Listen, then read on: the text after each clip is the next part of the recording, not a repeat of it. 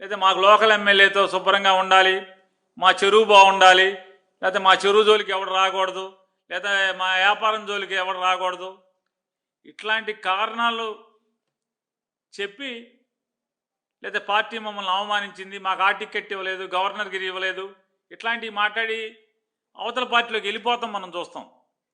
కానీ గమ్మత్తుగా ఏంటంటే రాజీనామా చేయడం అనేది ఇంతవరకు మనం ఎక్కడ చూసి ఉన్నాం. అంటే ప్రలోభాలు పెట్టడంలో, మనుషులకి ప్రలోభాలు పెట్టడంలో, డబ్బుకి మనుషుల్ని పదవులు కొనుక్కోవటం, అంటే వాళ్ళ మనుషుల్ని ఫిరాయింపు చేయటం కాకుండా డబ్బు ఇచ్చి, అంటే ప్రలోభాలకి గురి చేసి డబ్బు ఎరేసి వాళ్ళ పదవులకు రాజీనామా చేయించి తద్వారా అంటే కొనుగోలుదారులను కూడా తనే రెడీ చేస్తాడు చంద్రబాబు నాయుడు. ముందు పెట్టుబడి పెట్టిస్తాడు, మొత్తం అందరికీ బయానాలు ఇస్తాడు, బయానాలు ఇప్పించి వాళ్ళ రాజీనామా చేయమని చెప్పని ఒత్తిడి. అంటే ఎక్కడైనా ఎవరి పార్టీలోంచి వాళ్ళు వెళ్ళిపోతే ఆ పార్టీ వాళ్ళు కాగితాలు ఇస్తారు, ఈయన్ని డిస్క్వాలిఫై చేయండి, ఈయన్ని డిస్క్వాలిఫై చేయమని చెప్పని. స్పీకర్ చుట్టూ, కౌన్సిల్ చైర్మన్ చుట్టూ తిరగడం రివాజు ఇంతవరకు భారతదేశంలో. గమ్మత్తుగా ఇక్కడ ఏంటంటే కోర్టుకి వెళ్ళి కూడా మా పదవి రాజీనామాను ఆమోదించేసేయండి, మా రాజీనామాని నన్ను అర్జెంట్ ఖాళీ చేసేయండి. ఈ వింత పోకడలు, ఈ తప్పుడు ఆచారాలు, ప్రజాస్వామ్యాన్ని కూనీ చేయటం అనేది అంటే ప్రతి 5 ఏళ్లకు ఒకసారి కొత్త వింత పోకడలు మనం తీసుకొస్తాం చూస్తున్నాం. అంటే ఒక పెట్టుబడిదారుని ఎత్తుక్కొస్తాడు, డబ్బులు ఇప్పిస్తాడు, బయానాలు ఇప్పిస్తాడు, వెంటనే వాళ్ళకే ఈ పదవులన్నీ అంటే ముందే బేరం మాట్లాడించి డబ్బులు తెచ్చుకోమని చెప్పి పెట్టుబడి పెట్టించి పదవులు కూడా డబ్బులతో కొనిపించేటువంటి, అంటే ఏదైనా నాడు ఎన్టీ రామారావు గారిని పడేయటం దగ్గర నుంచి ఇవాళ దాకా రాజకీయ నాయకుల్ని డబ్బుకి ఎరేసి వాళ్ళని కొనటం అనేది చంద్రబాబు నాయుడు యొక్క నైజం. దానిలో ఆ క్రీడలో భాగమే, చంద్రబాబు ఒక అనైతిక రాజకీయ క్రీడలో భాగమే ఈ ఎమ్మెల్సీలు రాజీనామాలు ఇవన్నీ కూడా అనేది మనకి పూర్తిగా ఎవరికైనా అర్థం అవుతుంది.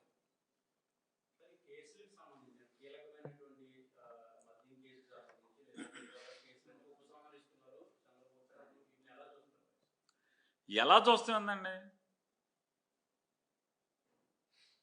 ప్రజాస్వామ్యంలో చంద్రబాబు లాంటి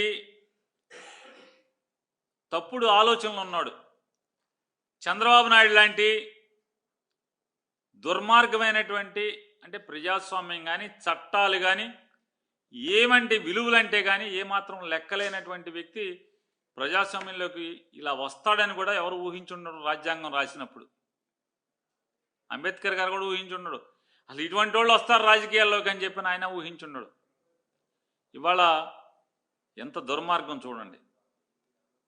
ఎవరైతే ఏ డిపార్ట్మెంట్ అయితే చంద్రబాబు నాయుడు యొక్క తప్పుల్ని వెలికి తీసి అతను చేసిన పాపాలని సాక్ష్యంగా పెట్టి కేసులు కట్టి చంద్రబాబు అరెస్ట్ అయ్యి మెరిట్స్ మీద కాకుండా ఆరోగ్యం పాడైపోయింది చచ్చిపోతాడు, ఆరోగ్యం బాగు చేయించుకోకపోతే హాస్పిటల్లో చేరబోతే చంద్రబాబు చచ్చిపోతాడని చెప్పని కారణాలు చెప్పి బెయిల్ తెచ్చుకుని, హెల్త్ గ్రౌండ్స్లో బెయిల్ తెచ్చుకుని దాదాపుగా 18 గంటలు రాజమండ్రి నుంచి బెజవాడ దాకా ఊరేగుతూ వచ్చి 18 గంటలు ఆరోగ్యం చెడిపోయింది, నేను ఆరోగ్యం బాగు చేయకపోతే కనుక చచ్చిపోతాడని చెప్పి వీళ్ళు వాదించి హెల్త్ గ్రౌండ్స్లో బెయిల్ తెచ్చుకుని ఇంతవరకు ఒక్కరోజు హాస్పిటల్కి వెళ్ళడు, వైద్యం మొత్తం చూశారు.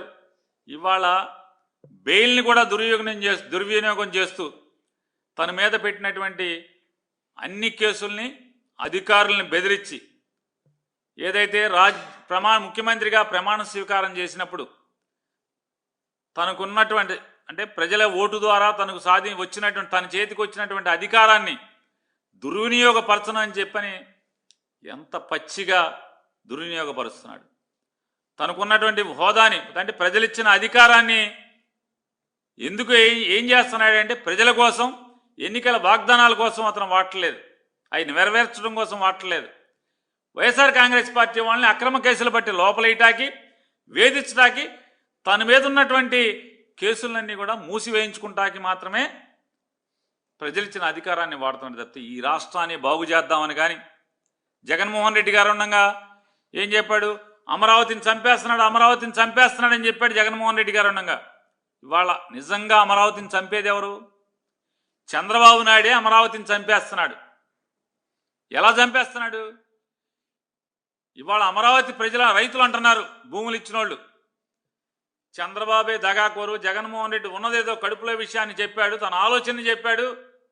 అరే బాబు, మీ దగ్గర శాసన రాజధాని ఉంచుతాను, విశాఖపట్నంలో ఎగ్జిక్యూటివ్ రాజధానిని పెడతాను, న్యాయ రాజధానిని కర్నూలులో పెడతానని చెప్పి శంషేర్గా చెప్పాడు.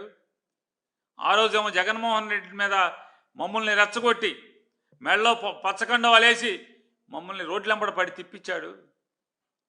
ఇవాళ ఏం జరుగుతుందా అంటే వచ్చిన ప్రతి సాఫ్ట్వేర్ కంపెనీని వైజాగ్ తీసుకెళ్ళి పెడుతున్నాడు. ఇక్కడంట అసెంబ్లీ ఉంటుందంట,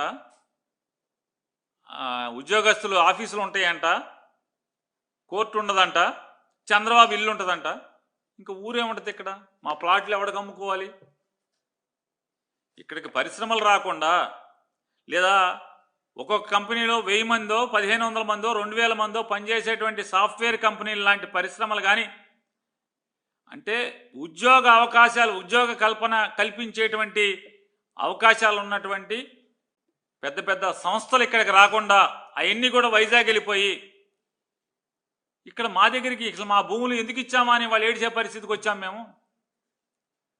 నిజంగా మాకు వెన్నుపోటు పొడిచినోడు, మమ్మల్ని నాశనం చేసేవాడు అంటే చంద్రబాబు కొడుకు కలిసి అమరావతిని చంపుతున్నారు తప్పితే జగన్మోహన్ రెడ్డి అమరావతిని చంపలేదు.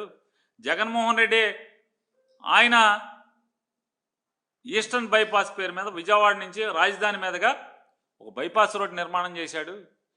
రాజధాని నుంచి బయటికి వెళ్తాకి ఒక వంతెన హైవే ఎక్కటాకి, వెంటనే హైవే ఎక్కటాకి, ఎయిర్పోర్ట్కి వెళ్తాకి కోట్ల రూపాయలు పెట్టి, 100 కోట్ల రూపాయలు పెట్టి రోడ్డు నిర్మాణం చేశాడు.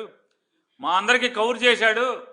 ఆ హైవే నుంచి ప్రతి గ్రామానికి 4 లేన్ రోడ్డు మీకు ఊరికి కలుపుతాను, మీ పొలం కావాలా లేకపోతే మీరు లేఅవుట్లు చేసుకుంటారా, శుభ్రంగా రెసిడెన్షియల్ లొకాలిటీలు పెట్టుకోండి, లేదా మీరు దీన్ని ఎవరికి అమ్ముతారో మీరు అమ్ముకోండి అని చెప్పి మాకు అవకాశం ఇచ్చాడు.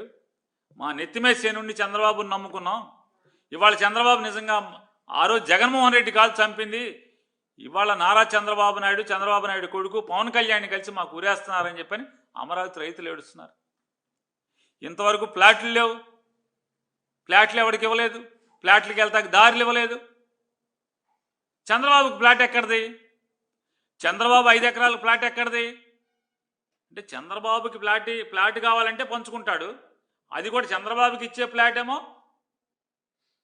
సీడ్ యాక్సెస్ రోడ్డుకి ఆనుకుని, పెద్ద హైవేని ఆనుకుని, పాత అసెంబ్లీ వెనకాల 5 ఎకరాలు ఒకటే బిట్ ఆయనకి ఇస్తారు. ఎవరిస్తారు? అంటే చంద్రబాబుకి అమ్మకం కుదిరినోడికి, బేరం కుదిరినోడికి మాత్రం ఏరికోరి ఫ్లాట్ రోడ్డు పక్కన ఇస్తారు. ఇంత దుర్మార్గం ఇది. ఇవాళ ఇంకొకటి కూడా వాళ్ళు బాధపడేది, ఓరి దుర్మార్గుడా అని, మా ఊళ్ళో ఏం పెడతలేదు అమరావతిలో, ఇక్కడి నుంచి మొత్తం తీసుకెళ్ళి అక్కడ పెడుతున్నావు, వైజాగ్లో పెడుతున్నావు. జగన్మోహన్ రెడ్డి గారు ఏం చెప్పాడు? నువ్వు కూడా అదే ఆచరిస్తున్నావు కదా. జగన్మోహన్ రెడ్డి గారు చెప్పి చేస్తా అని చెప్పాడు. నువ్వు మమ్మల్ని గిల్లి కోర్టులకు వేయించి నానా యాగి చేశావు. కానీ ఇవాళ నువ్వు జగన్మోహన్ రెడ్డి గారు చేసేది నువ్వు చేస్తున్నావు కదా, మొత్తం వైజాగ్లోనే పెడుతున్నావు కదా. ఈ సాఫ్ట్వేర్ కంపెనీలని ఇన్ని రోజు వైజాగ్ అనేది వైజాగ్ జపం చేస్తున్నారు కదా. మరి ఇప్పుడు ఎలక్షన్ల ముందేమో అమరావతి అన్నావు, ఇప్పుడు అమరావతిలో ఏం పెట్టవెందుకని, మా ఫ్లాట్లు ఇవ్వవెందుకని? మళ్ళీ ఉట్టికి ఎగరలేనమ్మా స్వర్గానికి ఎగిరిన చందాన 50,000 ఎకరాలు తీసుకున్నాం. మా దగ్గర ఇంతవరకు ఎవరికి ఫ్లాట్లు ఇవ్వలేదు, రోడ్లే లేదు, రోడ్లు వేసే పని లేదు, మళ్ళీ ఇంకొక 20,000 ఎకరాలు కావాలని చెప్పని అడుగుతున్నావు. ఇదంతా కూడా చూస్తుంటే మా కళ్ళు పొరలన్నీ కూడా తెరుచుకుంటున్నాయి. ఈ అమరావతికి ఎవడన్నా శత్రువు ఉన్నాడంటే అది చంద్రబాబు నాయుడు శత్రువు అనేది ఇవాళ రైతాంగం మాట్లాడుకుంటున్నారు. కాబట్టి ఇవాళ అంటే చంద్రబాబు నాయుడు ఇవాళ మనం పరిస్థితి చూస్తున్నాం. ఈ రాష్ట్రానికి అంటే ఎంత దుర్మార్గం చేస్తున్నాడు. కేవలం తను ముఖ్యమంత్రిగా గెలిచింది పవన్ కళ్యాణ్ సహాయంతో ప్రభుత్వాన్ని ఏర్పాటు చేసి ఏంటయ్యా అంటే వాళ్ళ మీద ఉన్న కేసులు తీయించుకోవటం, వాళ్ళకి శత్రువులుగా భావించే వాళ్ళని లేకపోతే వాళ్ళకి రాజకీయ ప్రత్యర్థులుగా భావించే వాళ్ళని తప్పుడు కేసులు పెట్టి లోపలేయించటం, వాళ్ళు సంపాదించుకోవటం, వాళ్ళు దోచుకోవటం, దాచుకుంటే ఇక్కడ దోచుకుంటున్నారు, దాచుకుంటాకి దుబాయ్లు ఫారెన్లు ఎక్కడికి పడితే అక్కడికి యూరోప్లో వెళ్ళి వస్తున్నారు.